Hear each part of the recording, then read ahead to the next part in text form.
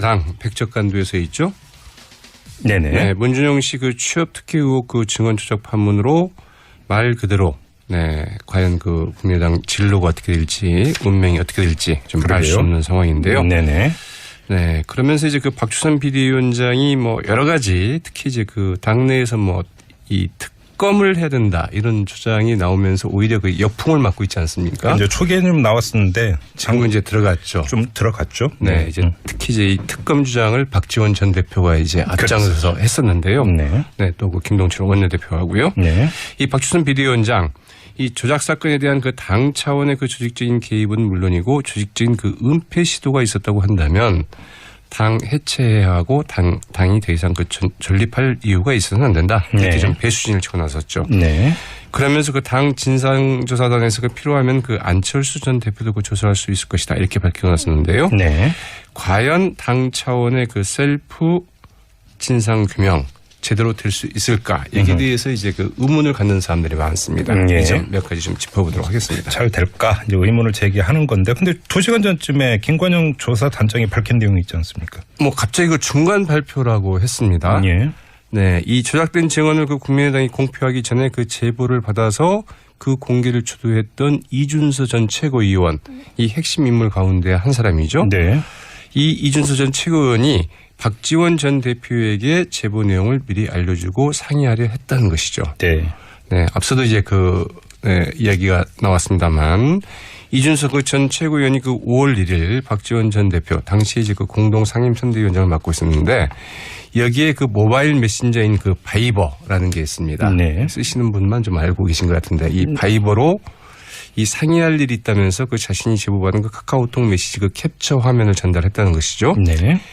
이유미 씨가 문준용 씨와 함께 그 유학한 그 파슨스 디자인 스쿨 동료 2명과 나눈 그 카톡 채팅방 화면이었는데요. 네. 이 역시 이제 그 이유미 씨가 그 조작한 것으로 나중에 이제 드러난 것이죠. 네. 그러나 이제 그 이 같은 문자 메시지를 받은 그 휴대전화는 당시 그 박지원 전 대표의 이 비서관이 관리하고 있었던 것이라고 합니다. 네.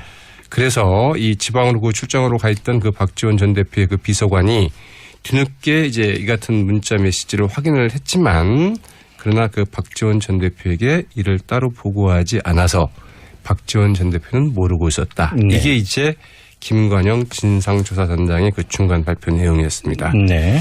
이준수 전 최고위원은 그 5월 5일 이른바 그 조작 증언을 발표한 직후에도 그 음성 파일과 보도자료를 박지원 전 대표에게 역시 그 바이버를 통해서 전달을 했다. 이렇게 이제 밝혔죠. 좀 봐야 되는 게 비서관 선에서 이걸 그러면 본인이 알아서 그냥 그러니까 컷할 수 있는 것이냐 이 문제 아니겠습니까? 맞습니다. 이제 사실 이제 그 문제도 그 문제고 이 진상조사단장을 맡고 있는 그 김관영 의원이 이제 중간 발표라고 오늘 하지 않았습니까? 예. 근데 이게 과연 그 중간 발표 성격이냐 아니면 이런 그 또 의혹지가 제기되니까 여기에 대해서 긴급한 해명에 나선 것이냐.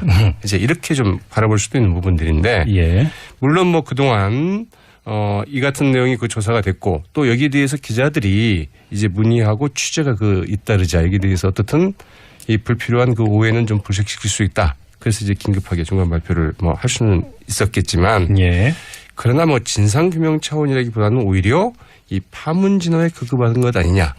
좀 이런 인상을 주고 있는 거죠. 네. 그리고 말씀하신 것처럼 만약 중간 조사 발표였다고 한다면 여기에서 핵심은 왜 비서관이 이런 제보 이게 이제 얼마나 그 중대하냐에 대한 그 판단은 좀 다를 수 있겠습니다만 네. 이런 제보를 확인하고도 박지원 대표에게 그 전달하지 않았는가 이런 점에 대한 설명이 이 중간 발표에서는 빠져 있습니다. 조금 전에 인터뷰한 이상돈 의원은 박지원 대표가 무지하게 바빴던 사람이기 때문에 그럴 수도 있다고 주장하던데요. 이 박지원 전 대표가 그 직접 이 셀프 해명에 나섰습니다. 네. 바로 이제 몇 분 전에 한 20분 전에요. 예. 자기의 그 페이스북을 통해서 그때 이 비서관이 늦게 열어보았지만 당시 많이 나돌던 얘기로 알고 자신에게 보고하지 않았다고 하더라. 네. 이렇게 좀 이제 해명을 하긴 했습니다. 그래요?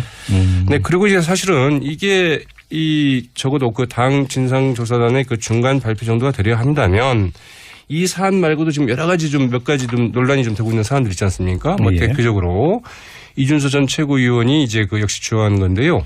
이 이용주 의원 그러니까 그 당시 그 공명선거 추진단장을 맡았었고 이 조작된 증언을 공표하는데 그 주도적인 역할을 했던 분이죠.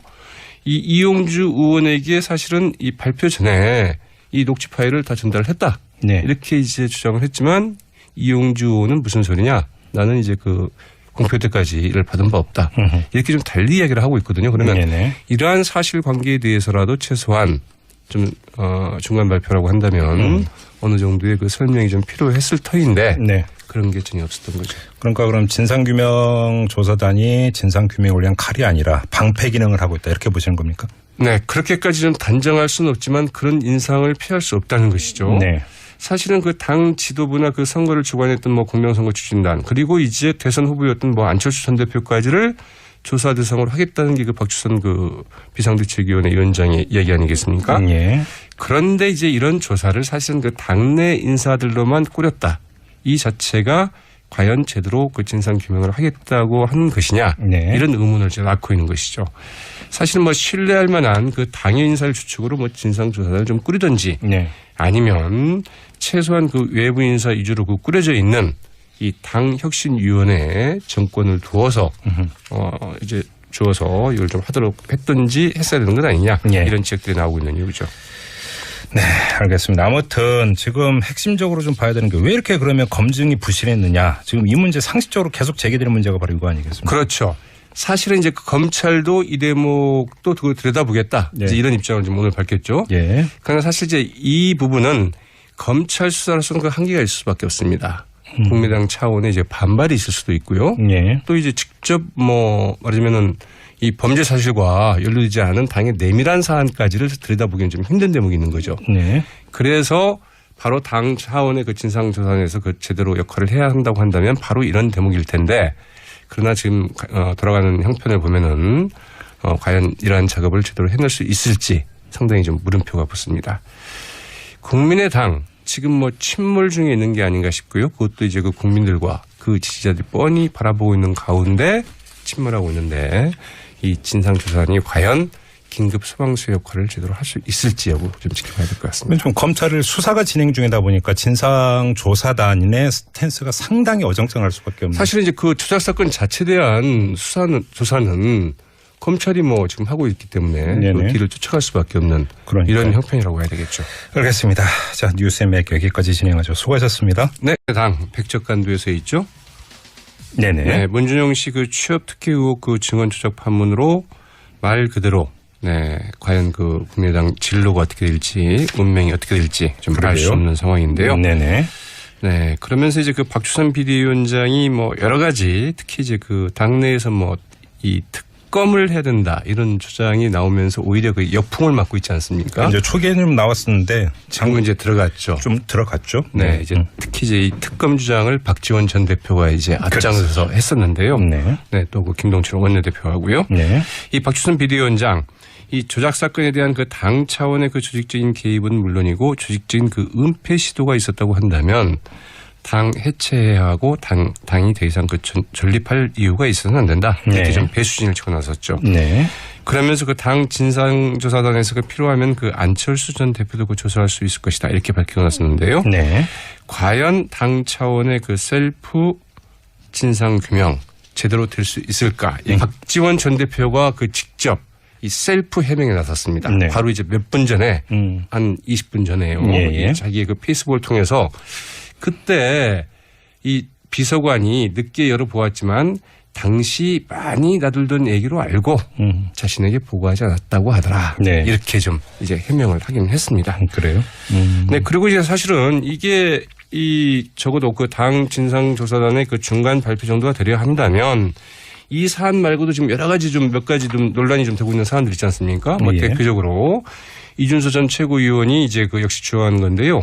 이 이용주 의원 그러니까 그 당시 그 공명선거 추진단장을 맡았었고 이 조작된 증언을 공표하는데 그 주도적인 역할을 했던 분이죠. 이 이용주 의원에게 사실은 이 발표 전에 이 녹취 파일을 다 전달을 했다. 네. 이렇게 이제 주장을 했지만 이용주 의원은 무슨 소리냐? 나는 이제 그 공표 때까지 이를 받은 바 없다. 이렇게 좀 달리 이야기를 하고 있거든요. 그러면 네네. 이러한 사실관계에 대해서라도 최소한 좀 이 대해서 이제 그 의문을 갖는 사람들이 많습니다. 예. 이 점 몇 가지 좀 짚어보도록 하겠습니다. 잘 될까 이제 의문을 제기하는 건데, 근데 2시간 전쯤에 김관영 조사단장이 밝힌 내용이 있지 않습니까? 뭐 갑자기 그 중간 발표라고 했습니다. 예. 네, 이 조작된 증언을 그 국민의당이 공표하기 전에 그 제보를 받아서 그 공개를 주도했던 이준서 전 최고위원, 이 핵심 인물 가운데 한 사람이죠. 네. 이 이준서 전 최고위원이 박지원 전 대표에게 제보 내용을 미리 알려주고 상의하려 했다는 것이죠. 네. 네, 앞서도 이제 이야기가 나왔습니다만 이준석 전 최고위원이 그 5월 1일 박지원 전 대표 당시에 이제 그 공동 상임선대위원장을 맡고 있었는데 여기에 그 모바일 메신저인 그 바이버라는 게 있습니다. 네. 쓰시는 분만 좀 알고 계신 것 같은데 이 바이버로 이 상의할 일이 있다면서 그 자신이 제보받은 그 카카오톡 메시지 그 캡처 화면을 전달했다는 것이죠. 네. 이유미 씨가 문준용 씨와 함께 그 유학한 그 파슨스 디자인 스쿨 동료 2명과 나눈 그 카톡 채팅방 화면이었는데요. 네. 이 역시 이제 그 이유미 씨가 그 조작한 것으로 나중에 이제 드러난 것이죠. 네. 그러나 이제 그 이 같은 문자 메시지를 받은 그 휴대전화는 당시 그 박지원 전 대표의 이 비서관이 관리하고 있었던 것이라고 합니다. 네. 그래서 이 지방으로 그 출장으로 가 있던 그 박지원 전 대표의 그 비서관이 뒤늦게 이제 이 같은 문자 메시지를 확인을 했지만 그러나 그 박지원 전 대표에게 이를 따로 보고하지 않아서 박지원 전 대표는 모르고 있었다. 네. 이게 이제 김관영 진상조사단장의 그 중간 발표 내용이었습니다. 네. 이준수 전 최고위원은 그 5월 5일 이른바 그 조작 증언을 발표한 직후에도 그 음성 파일과 보도자료를 박지원 전 대표에게 역시 그 바이버를 통해서 전달을 했다. 이렇게 네. 이제 밝혔죠.